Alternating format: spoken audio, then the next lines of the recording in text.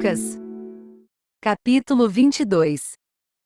Aproximava-se a festa dos pães ázimos, que se chama a Páscoa. E os principais sacerdotes e os escribas andavam procurando o modo de o matar, pois temiam o povo. Entrou então Satanás em Judas, que tinha por sobrenome Iscariotes, que era um dos 12. E foi ele tratar com os principais sacerdotes e com os capitães de como lhe o entregaria. Eles se alegraram com isso, e convieram em lhe dar dinheiro. E ele concordou, e buscava ocasião para lhe entregar sem alvoroço. Ora, chegou o dia dos pães ázimos, em que se devia imolar a Páscoa. E Jesus enviou a Pedro e a João, dizendo: Ide, preparai-nos a Páscoa, para que a comamos. Perguntaram-lhe eles: Onde queres que a preparemos? Respondeu-lhes: Quando entrardes na cidade, sair-vos-á ao encontro um homem, levando um cântaro de água, segui-o até a casa em que ele entrar. E direis ao dono da casa: O mestre manda perguntar-te: Onde está o aposento em que hei de comer a Páscoa com os meus discípulos? Então ele vos mostrará um grande cenáculo mobiliado, aí fazei os preparativos. Foram, pois, e acharam tudo como lhes dissera e prepararam a Páscoa. E chegada a hora, pôs-se Jesus à mesa e com ele os apóstolos. E disse-lhes: Tenho desejado ardentemente comer convosco esta Páscoa, antes da minha paixão. Pois vos digo que não a comerei mais até que ela se cumpra no reino de Deus. Então, havendo recebido um cálice e tendo dado graças, disse: Tomai-o e repartiu entre vós. Porque vos digo que desde agora não mais beberei do fruto da videira, até que venha o reino de Deus. E tomando o pão e havendo dado graças, partiu-o e deu-lhe, dizendo: Isto é o meu corpo, que é dado por vós, fazei isto em memória de mim. Semelhantemente, depois da ceia, tomou o cálice, dizendo: Este cálice é o novo pacto em meu sangue, que é derramado por vós. Mas eis que a mão do que me trai está comigo à mesa. Porque, na verdade, o Filho do Homem vai segundo o que está determinado, mas ai daquele homem por quem é traído. Então eles começaram a perguntar entre si qual deles o que ia fazer isso. Levantou-se também entre eles contenda sobre qual deles parecia ser o maior. Ao que Jesus lhes disse: Os reis dos gentios dominam sobre eles, e os que sobre eles exercem autoridade são chamados benfeitores. Mas vós não sereis assim, antes o maior entre vós seja como o mais novo, e quem governa como quem serve. Pois qual é maior, quem está à mesa ou quem serve? Porventura não é quem está à mesa? Eu, porém, estou entre vós como quem serve. Mas vós sois os que tendes permanecido comigo nas minhas provações. E assim como meu Pai me conferiu domínio, eu vô-lo confiro a vós.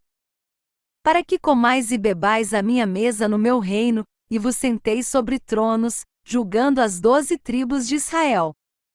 Simão, Simão, eis que Satanás vos pediu para vos ir andar como trigo. Mas eu roguei por ti para que a tua fé não desfaleça, e tu, quando te converteres, fortalece teus irmãos. Respondeu-lhe Pedro: Senhor, estou pronto a ir contigo tanto para a prisão como para a morte. Tornou-lhe Jesus: Digo-te, Pedro, que não cantará hoje o galo antes que 3 vezes tenhas negado que me conheces. E perguntou-lhes: Quando vos mandei sem bolsa, alforge, ou alparcas, faltou-vos porventura alguma coisa? Eles responderam: Nada. Disse-lhes, pois: Mas agora quem tiver bolsa, tome-a, como também o alforge, e quem não tiver espada, venda o seu manto e compre-a. Porquanto vos digo que importa que se cumpra em mim isto que está escrito, e com os malfeitores foi contado, pois o que me diz respeito tem seu cumprimento. Disseram eles: Senhor, eis aqui 2 espadas. Respondeu-lhes: Basta. Então saiu e, segundo o seu costume, foi para o Monte das Oliveiras, e os discípulos o seguiam. Quando chegou àquele lugar, disse-lhes: Orai para que não entreis em tentação. e apartou-se dele cerca de um tiro de pedra, e pondo-se de joelhos orava, dizendo: Pai, se queres afasta de mim este cálice, todavia não se faça a minha vontade, mas a tua. Então lhe apareceu um anjo do céu que o confortava. E posto em agonia, orava mais intensamente, e o seu suor tornou-se como grandes gotas de sangue que caíam sobre o chão.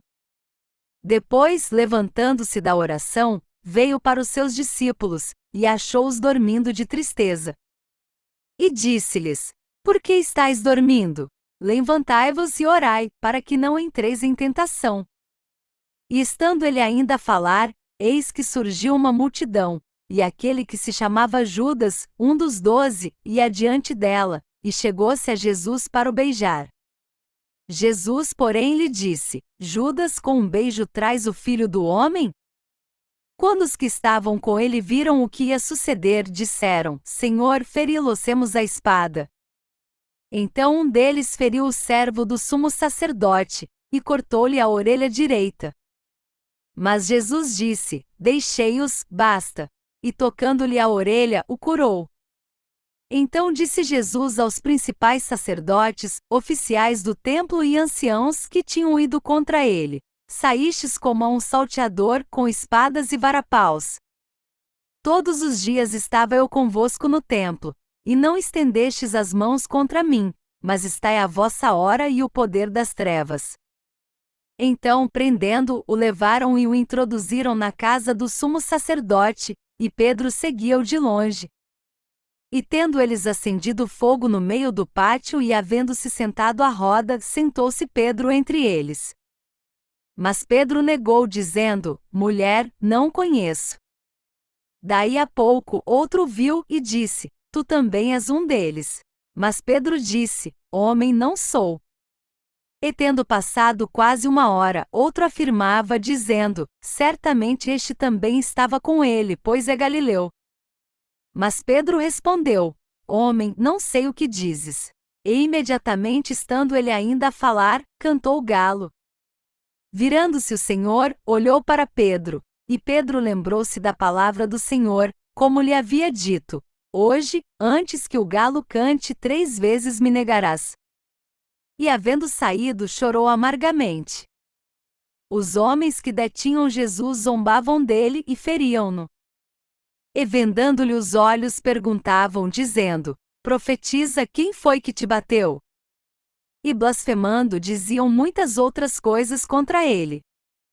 Logo que amanheceu, reuniu-se a assembleia dos anciãos do povo, tanto os principais sacerdotes como os escribas, e o conduziam ao sinédrio deles, onde lhe disseram: Se tu és o Cristo, dize-no-lo. Replicou-lhes ele: Se eu vô-lo disser, não o crereis. E se eu vos interrogar, de modo algum me respondereis. Mas desde agora estará sentado o Filho do Homem à mão direita do poder de Deus. Ao que perguntaram todos: Logo tu és o Filho de Deus? Respondeu-lhes: Vós dizeis que eu sou. Então disseram: Por que ainda temos necessidade de testemunho? Pois nós mesmos o ouvimos da sua própria boca.